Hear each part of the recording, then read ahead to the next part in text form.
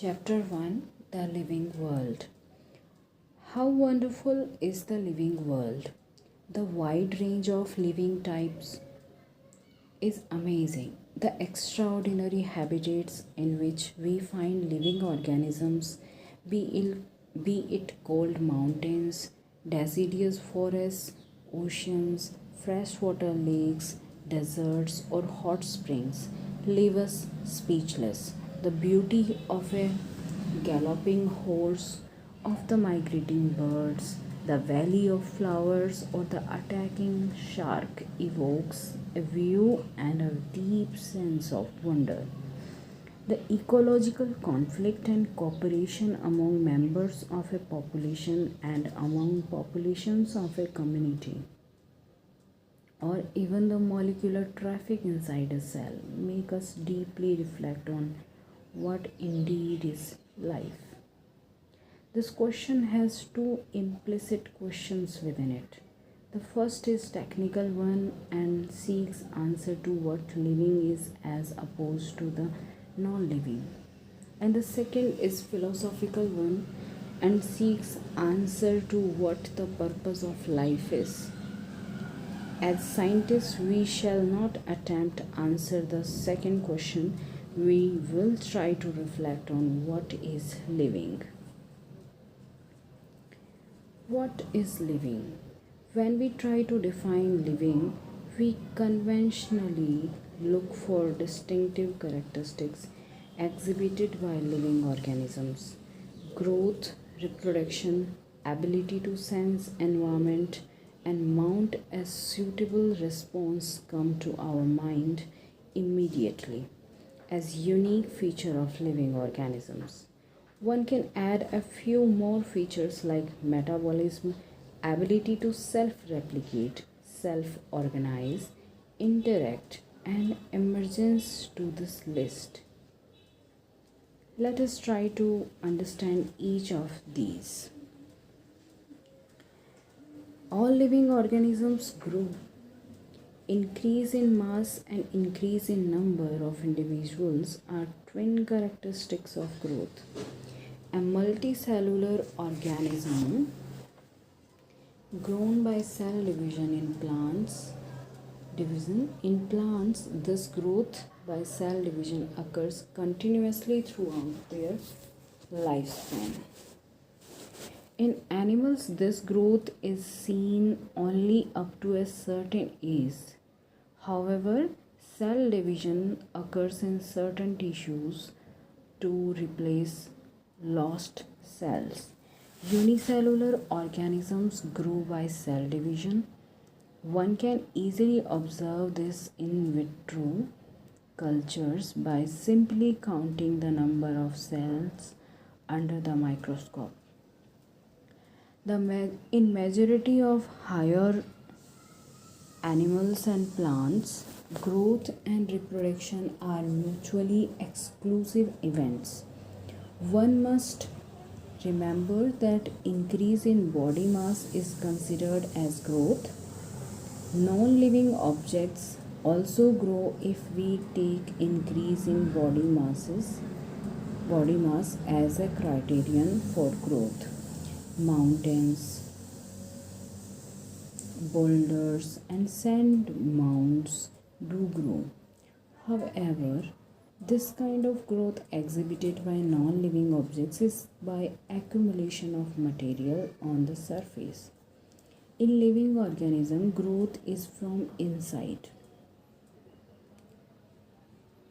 Growth, therefore, cannot be taken as a defining property of living organisms.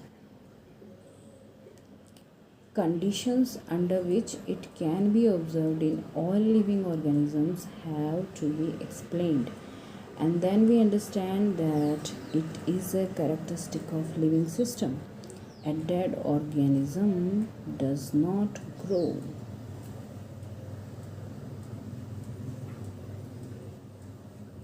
Reproduction likewise is a characteristic of living organism. In multicellular organisms, reproduction refers to the production of progeny possessing features more or less similar to those of parents. Invariably and implicitly, we refer to sexual reproduction. Organisms reproduce by asexual means also. Fungi multiply and spread easily due to the millions of asexual spores they produce. In lower organisms like yeast and hydra, we observe budding. In planaria, flatworms, we observe true regeneration. It implies a fragmented organism regenerates the lost part of its body and becomes a new organism.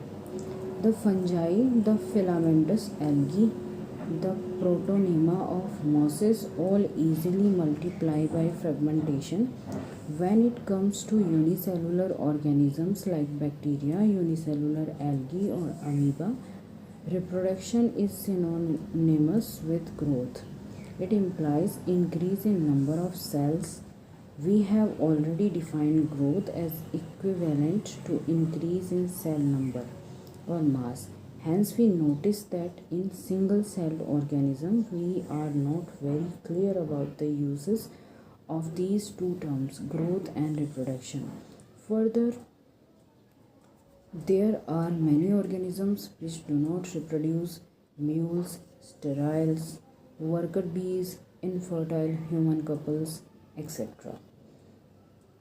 Hence, reproduction also cannot be an all-inclusive defining characteristics of all living organisms. Of course, no non-living object is capable of reproducing or replicating by itself. Another characteristics of life is metabolism. All living organisms are made of chemicals. These chemicals, small and big, belonging to various classes, sizes, functions, etc., are constantly being made and changed into some other biomolecules. These conversions are chemical reactions or metabolic reactions. There are thousands of metabolic reactions occurring simultaneously inside all living organisms, be they unicellular or multicellular. All plants, animals, fungi, and microbes exhibit metabolism. The sum total of all the chemical reactions occurring in our body is metabolism. No non-living objects exhibit metabolism. Metabolic reactions can be demonstrated outside the body in the cell-free system, and isolated metabolic reactions outside the body of an organism performed in a test tube is neither living nor non-living. Hence, while metabolism is a defining feature of all living organisms without exception, isolated metabolic reaction in vitro are not living things but surely living reactions. Hence, cellular organization of the body is the defining feature of life forms.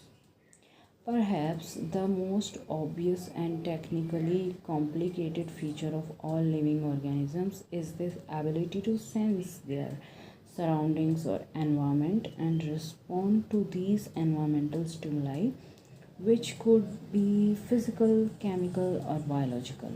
We sense our environment through our sense organs.